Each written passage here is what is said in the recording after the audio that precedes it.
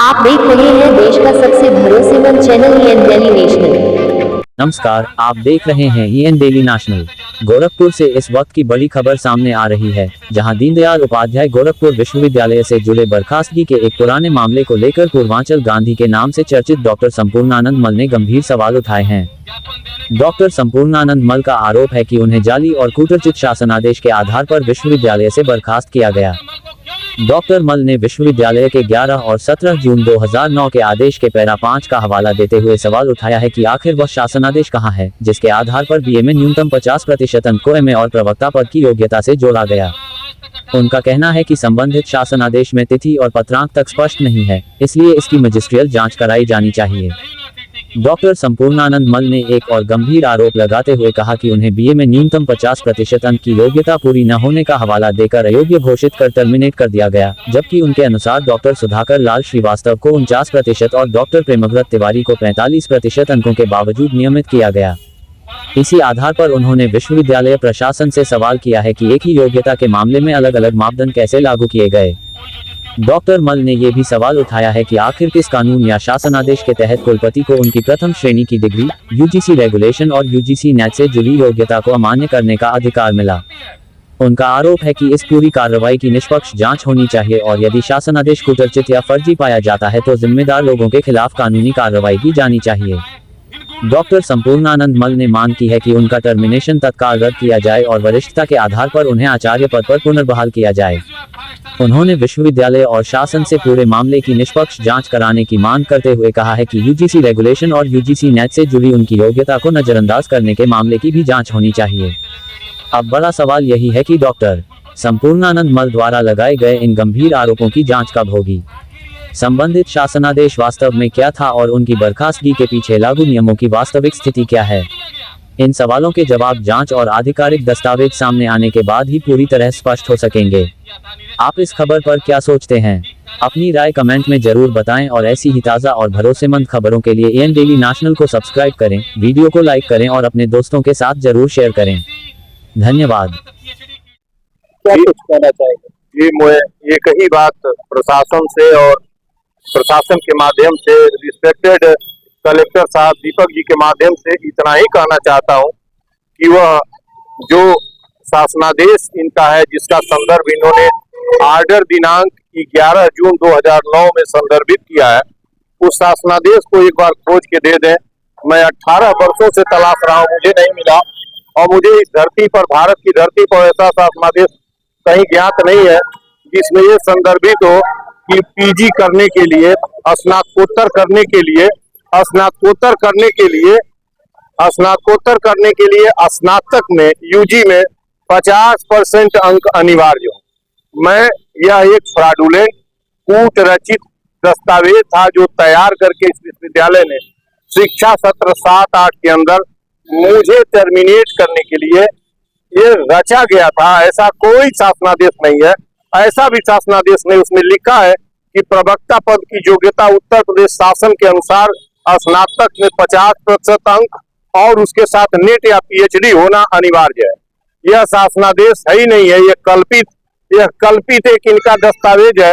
जो रेगुलेशन है भारत सरकार का, जो राजपत्र में, भारत के राजपत्र में, गजेटियर ऑफ इंडिया में संदर्भित जो रेगुलेशन है, उसके अनुसार कैंडिडेट जो 55% न्यूनतम पीजी में पाता है, वह नेट परीक्षा देता है और क्वालिफाई करने पर एलिजिबल होता है यूनिवर्सिटीज ऑब्लिक कॉलेजेज में प्रवक्ता पद के लिए।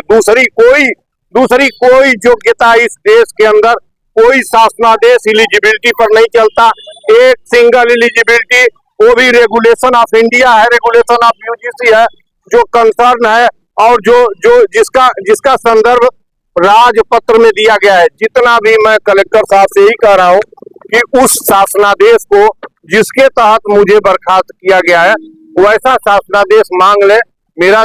मेरा वक्त जा रहा है, मैं बार बार मुझे घर रोका जाता है। मैं आज भी मना किया था कि 2009 में जो आपको ऑर्डर किया गया है जी, आज तक उसकी कॉपी इनको नहीं, ये हमको रहे तब न मिले, वो है ही नहीं है। वो ऐसा शासनादेश लिखा है कि उत्तर प्रदेश शासन द्वारा जारी शासनादेश के अनुसार प्रवक्ता पद की योग्यता स्नातक परीक्षा में न्यूनतम 50% शासनादेश का संदर्भ दिया गया और 55% एमए के साथ यूजीसी नेट या पीएचडी होना चाहिए। ऐसा कोई शासनादेश धरती पर नहीं हुआ। केवल candidate having 55% marks at PG level will go to NET examination, and after passing that examination he/she is eligible for lecturership in any college or and universities in India. The validity of this certificate is permanent. मेरी certificate की validity permanent है।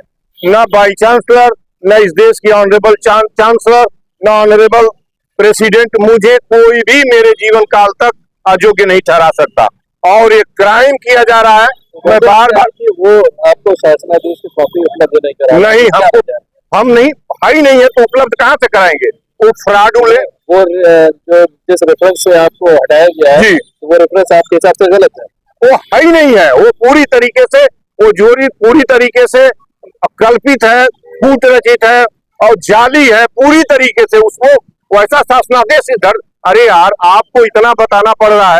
कहीं सुने हैं कि MA करने के लिए जिसका 50% होगा बीए वही एमए करेगा, ऐसा शासनादेश जानते हैं? गोरखपुर विश्वविद्यालय में लॉ अगर करना है तो इसके वो अलग अलग हो, देखिए अलग अलग होता है। ह्यूमैनिटी के विषयों का अलग होता है, सोशल साइंस का अलग है, साइंस का अलग है और वो कैटेगरिकली जो क्वालिफिकेशन होता है वो तय रहता है। जैसे आपको बीटेक देना है, आईआईटी में जाना है तो इंटरमीडिएट में मिनिमम मार्क्स तय है। आप सुने जब आपका अपॉइंटमेंट हुआ था तो क्या उस वक्त वो क्राइटेरिया नहीं था? अरे उस वक्त हमारा appointment on the basis of merit and on the basis of जो है एलिजिबिलिटी। नहीं, जिस को लगा के हटाया गया है तो वो कुछ नहीं, उसको वो क्राइटेरिया, वो न क्राइटेरिया था ना आज भी है। वो केवल मेरे लिए इस पार्टिकुलर पत्र बनाया गया, रचा गया, वैसा कुछ नहीं है। मैं प्रथम श्रेणी PG, UGC net, JRF SI और रिनाउंड हिस्ट्री डिपार्टमेंट दिल्ली का पीएचडी हो और वो भी आर्कियोलॉजी हिस्ट्री का पीएचडी हो। मेरी एक पुस्तक मेथोडोलॉजी के ऊपर सुभाष लंदन से लेकर डेकन कॉलेज और जितने भी यूनिवर्सिटी डिमांड कर रहे हैं। अभी हम केवल जो शासनादेश के आधार संदर्भ देकर लेटर डेटेड आदेश ऑर्डर डेटेड 11 जून 2009 में जिस शासनादेश का संदर्भ देकर हमें टर्मिनेट किया गया है वैसा शासनादेश कृपा करके राजभवन ऑनरेबल गवर्नर महोदया से और रिस्पेक्टेड कलेक्टर साहब से कहता हूं, क्या 1 मिनट का काम है, क्यों नहीं मांग लेते कि वो शासनादेश कहाँ है? जहाँ जो गांधी मांग रहे हैं, जो डॉक्टर मांग रहे हैं, वो शासनादेश दिखा दें। और दूसरी मांगे कि एक जांच ये करा दें कि मुझसे बेहतरीन सर्वश्रेष्ठ research in the field of Indology, history, archaeology में इस डिपार्टमेंट के अंदर किसका? 2009 से आप ये डिमांड कर रहे हैं? 2009 से हमको शासनादेश, अभी तक तो आपकी बात मांगी नहीं गई। अब आगे की रणनीति क्या? नहीं, बिल्कुल मानी जाएगी। मेरी रणनीति है, बिल्कुल मानी जाएगी। कल त्योहार पड़ रहा है, मुझे पुलिस ने और डिपार्टमेंट में बताया है कि कल जोगी जी आ रहे हैं, आप ज्ञापन आप दे दीजिए। आज मैं चाहूंगा कि दीपक जी को ज्ञापन, हमारे जो अग्रज लोग हैं जाके दें, वो ज्ञापन लें।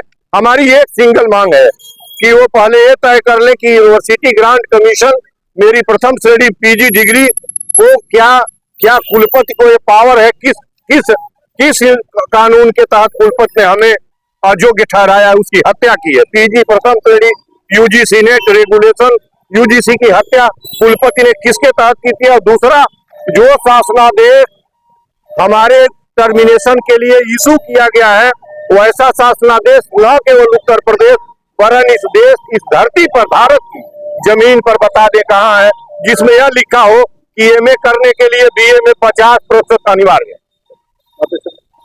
डॉक्टर संपूर्णानंद मल,